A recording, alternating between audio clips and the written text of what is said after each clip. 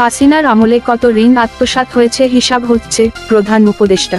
বিগত শেখ হাসিনা সরকারের শাসনামলে কতিপয় অসাধু ব্যবসায়ী ও প্রভাবশালীরা নামে বেনামে কত টাকা ঋণ আত্মসাৎ করেছেন তার হিসাব করা হচ্ছে বলে জানিয়েছেন অন্তর্বর্তী সরকারের প্রধান উপদেষ্টা ড. মুহাম্মদ ইউনূস।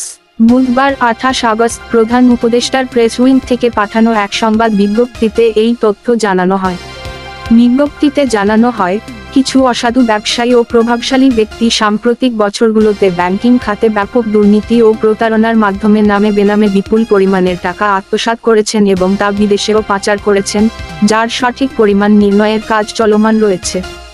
এই আত্মসাৎকৃত অর্থের পরিমাণ লক্ষাধিক কোটি টাকার উপরে মর্মে ধারণা করা যায় বলে এই বিজ্ঞপ্তিতে উল্লেখ করা হয়।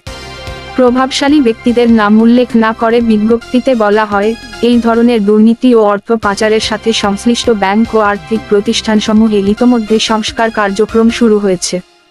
এরই মধ্যে ইসলামী ব্যাংক, সোশ্যাল ইসলামী bank, national bank, United commercial bank, global ইসলামী ব্যাংক, ইউনিয়ন ব্যাংকের পর্ষদগুলো পুনর্গঠন করা হয়েছে। অবশিষ্ট ব্যাংক ও আর্থিক প্রতিষ্ঠানসমূহে সংস্কার কার্যক্রম শুরু হবে। নতুন ব্যবস্থাপনা কর্তৃপক্ষের মাধ্যমে আত্মসাৎকৃত এসব অর্থের প্রকৃত তথ্য সংগ্রহ করা হবে এবং তাদের মাধ্যমে আত্মসাৎকৃত অর্থের প্রকৃত পরিমাণ নির্ণয়ের লক্ষ্যে অডিট কার্যক্রম শুরু করা হবে। অর্থ আত্মসাৎকারীদের বিচারের প্রতি সরকারের কঠোর মনোভাবের ইঙ্গিত করে প্রধান উপদেষ্টার দপ্তর থেকে বলা হয়, ব্যাংকসমূহের নতুন ব্যবস্থাপনা কর্তৃপক্ষ, বাংলাদেশ ব্যাংকের বিএফআইউই, সিআইডি ও দুদকের সহায়তা নিয়ে আত্মসাৎকারীদের স্থানীয় সম্পদ অধিগ্রহণ ও বিদেশে পাচারকৃত অর্থ ফেরত আনার মাধ্যমে আত্মসাৎকৃত অর্থ পুনরুদ্ধারে কাজ শুরু হয়েছে। অর্থ ফেরত আনার বিষয়ে বিদেশি বিভিন্ন সংস্থার সহায়তা চেয়ে ইতোমধ্যে যোগাযোগ শুরু করেছে সরকার।